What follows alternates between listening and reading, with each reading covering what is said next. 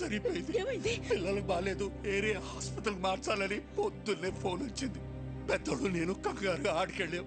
తీరా ఆడికెళ్ళేసరి పిల్లలు బాగానే ఉన్నారు. ఎవరు వాళ్ళని ఏరియా చోటుకు మార్చాలని ప్రయత్నిస్తున్నారు. పెద్దోడు నేను ఆపడానికి ప్రయత్నించు, కానీ మా వాళ్ళ కాలేదు. పిల్లలతో పాటు పెద్దోడిని కూడా తీసుకెళ్ళిపోయారు. మోహనమ్మ, పెద్దోడిని ఆ చీకగాడు ఏం చేస్తాడో అన్న భయంగా ఉంది.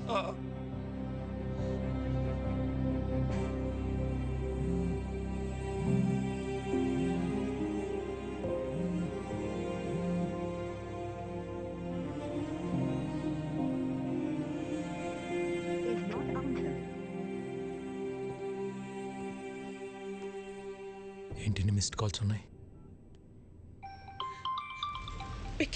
వదినా, ఈరోజు కోర్టులో మీ అన్నయ్య కేసు హియరింగ్ ఉంది. Final hearing. నీ అవసరం ఉంది.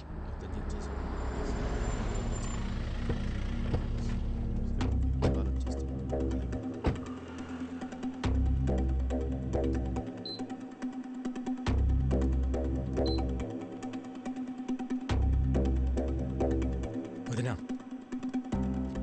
ఇక్కడికి ఎందుకు తీసుకొచ్చావు? అన్నయ్యకి ఏమైంది? అదంతా నీకు తర్వాత చెప్తా. నువ్వు లోపలికి రా. విక్కీ, లోపల ఏం జరిగినా సరే నేను చెప్పేంత వరకు రియాక్ట్ అవ్వకూడదు, సరేనా? రా.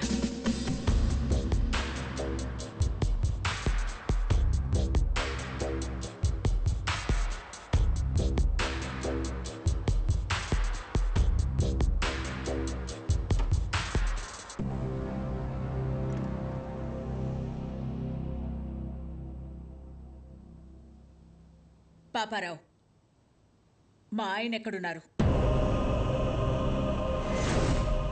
చెప్పండి కమిషనర్ గారు. కోర్టు శిక్ష వేస్తుందని భయపడి పారిపోయి ఉంటాడు. అరెస్ట్ వారెంట్ రాగానే ఎక్కడున్నా వెతికి పట్టుకొస్తాం. మీ నాటకాలు ఆపుతారా? పిల్లల్ని అడ్డం పెట్టుకుని హాస్పిటల్కి పిలిపించింది బాబాయిని కొట్టి ఆయన్ని తీసుకెళ్ళింది జీకే కాదా? పోలీసులు అక్కడుండి కూడా రియాక్ట్ కాలేదంటే దాని వెనకున్నది మీరు కాదా? మర్యాదగా చెప్పు పాపారావు, ఆయన ఎక్కడున్నారు? ఈ రోజు నా అల్లుడు కేసు గెలుస్తాడు. పారిపోయిన నీ మొగుడు ఏ రైలు పట్టాల దగ్గరో శవమై తేల్తాడు.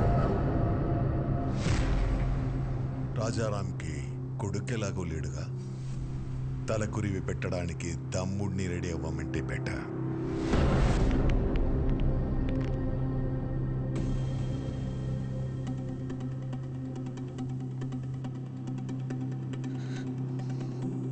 నువ్వేం చేస్తావో ఎలా చేస్తావో నాకు తెలీదు.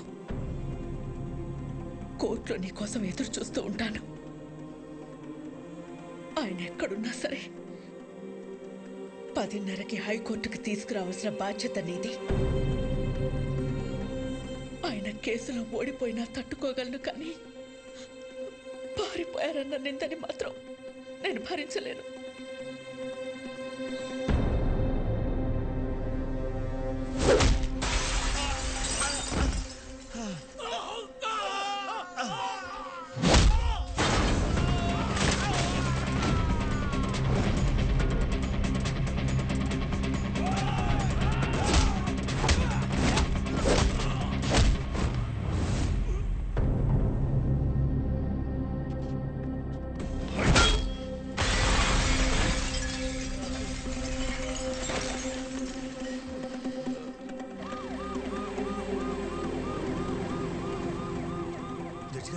జడ్జి గారు వచ్చేసారమ్మా.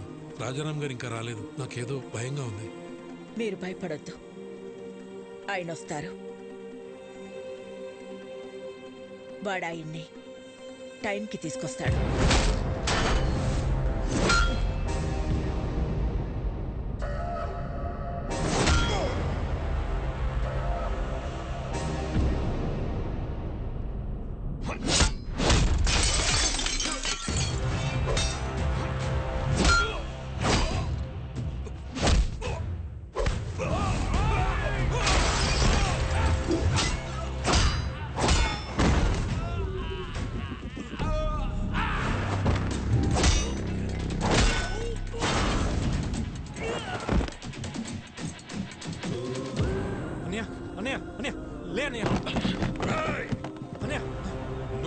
కొట్టిన ఒక్కొక్క దెబ్బకి ఇక్కడ ఒక్కొక్క ప్రాణం తీస్తా.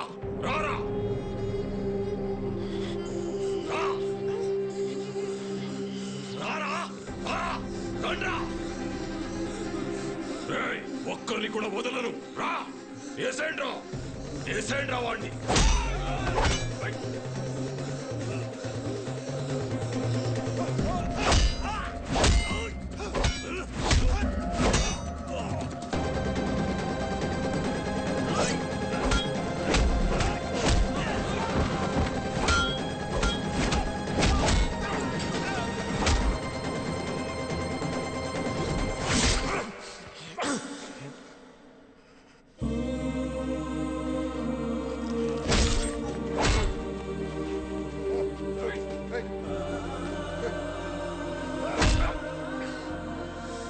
ఇదిగో లాయర్ గారు, రాజారాం కోసం వెయిట్ చేస్తున్నారా? ఎందుకండి టైం వేస్ట్? హలో మేడం, పారిపోయినాడు ఎక్కడి నుంచి వస్తాడు? వీళ్ళు ఓవర్ యాక్షన్ లాయర్. ఇప్పుడు కాపాడరా ఆ పిల్లల్ని, నీ అన్నయ్యని. నా ప్లాన్స్ కి ఎన్నిసార్లు ఎదురు దెబ్బ కొట్టావురా? మీ అన్న ఇంటి మీదకు బీహారోళ్లను పంపిస్తే వాళ్ళని పరిగెత్తించి కొట్టావు.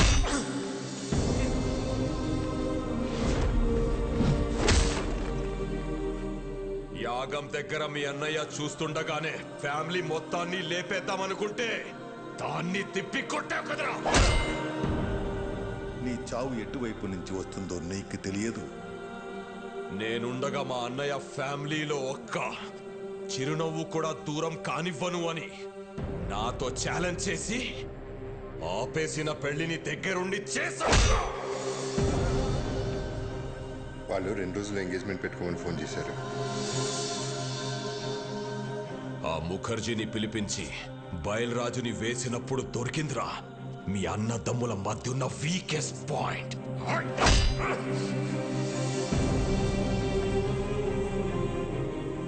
కాపాడరా, ఇప్పుడు కాపాడు. మీ అన్నని కాపాడడానికి వచ్చావు కదరా, ఇప్పుడు నిన్నెవడు కాపాడతాడ్రా?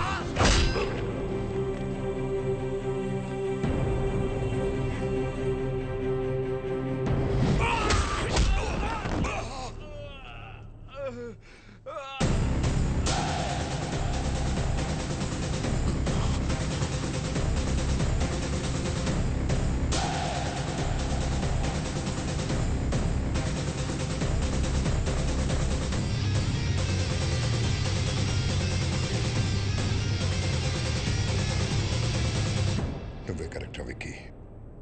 మోసం చేయడానికి వచ్చినోడికి మంచితనం గురించి, యుద్ధం చేయడానికి వచ్చినోడికి ధర్మం గురించి చెప్పకూడదు.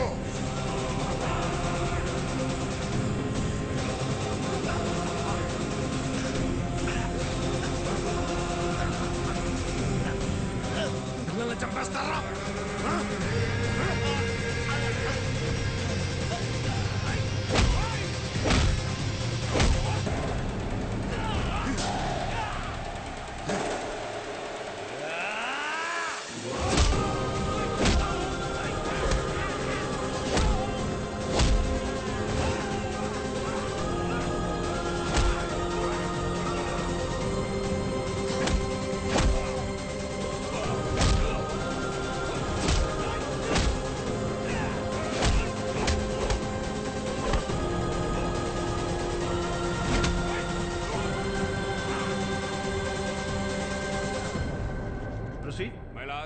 ఈ రోజు కోర్టులో ఫైనల్ హీరింగ్ ఉందని తెలిసి కూడా కోర్టుకు రాలేదంటే తనకు శిక్ష పడుతుందని భయపడిన రాజారాం ఈ రాష్ట్రాన్ని కాదు ఈ దేశాన్ని వదిలి పారిపోవడానికి ప్రయత్నం చేస్తున్నాడు.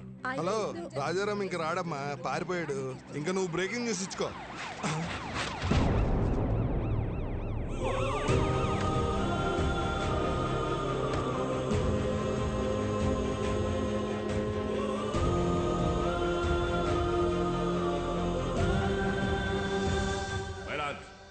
కోర్టుకి ఆరోపణలు కాదు ఆధారాలు కావాలన్న విషయాన్ని లాయర్ గారు మర్చిపోయినట్టున్నారు. ఆధారాలు ఉన్నాయి మై లార్డ్. దానికి సంబంధించిన సాక్ష్యాధారాలన్నీ ఇందులో ఉన్నాయి. నా పేరు బయలురాజ్ సార్. జీకే గారు ఇచ్చిన డబ్బులకి ఆశపడి అనాథాశ్రమంకి వెళ్ళే ఫుడ్లో విషయం కలిపింది నేనే సార్. పాపం రాజారాం గారికి ఏం తెలియదండి. ఇదే నా మరణ వాంగ్మూలం కింద తీసుకోండి సార్.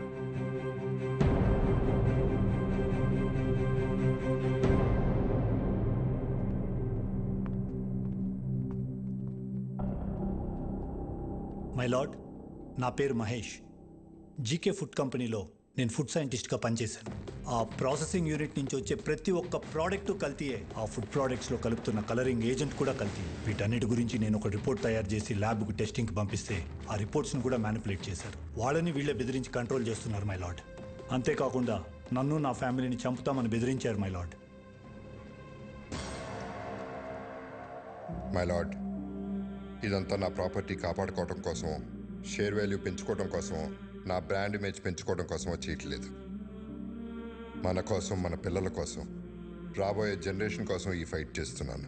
నాకు అలా అనిపించట్లేదు రానారు. ఈ రాజారాం గారు తన కాంపిటేటర్స్ అయిన జీకే గారి మీద పర్సనల్ రెవెంజ్ తీర్చుకుంటున్నట్టుంది. ఏంటి సార్ పర్సనల్? జీకే ఫుడ్స్ తిన్నందుకు 100 మంది పిల్లలు క్యాన్సర్ బారిన పట్టడం పర్సనలా, లేక ప్రశ్నించడం పర్సనలా? మిస్టర్, మీరేమైనా చెప్పాలనుకుంటే బోన్లోకి వచ్చి చెప్పండి. My lord, what we eat is what we are. మనం ఏం తింటామో అదే మనం. ఇవాళ తల్లికి పాలు పట్టడానికి మెడిసిన్స్ ఇవ్వడం దగ్గర నుంచి, పిల్లలు చాలా ఇష్టంగా తినే బిస్కెట్స్, చాక్లెట్ సిరప్స్ నుంచి పిజ్జాస్, బర్గర్స్ వరకు కల్తీ అంత ధైర్యంగా చేస్తున్నా తెలుసా సార్?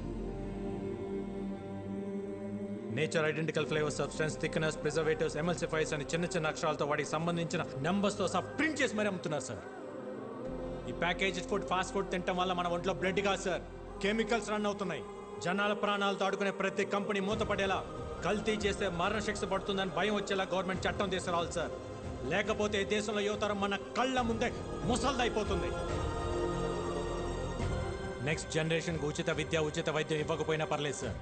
కల్తీ లేని ఆహారం ఇస్తే అన్ని వాళ్లే చూసుకుంటారు. మైలాడ్, ఇలాంటి స్పీచెస్ కి జనాలు మారరు. ఏంటయ్యా ప్రభాకర్ నువ్వు మాట్లాడేది?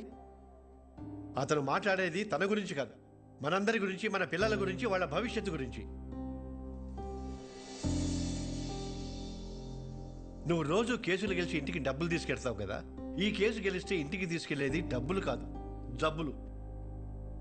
మన నాయకులకి వాళ్ళ అధికారాన్ని కాపాడుకుందామన్న శ్రద్ధ కాకుండా రాజారాం గారి లాగా ఒక్కరు ఆలోచించినా కూడా మనకి ఈ దుస్థితి తప్పేది.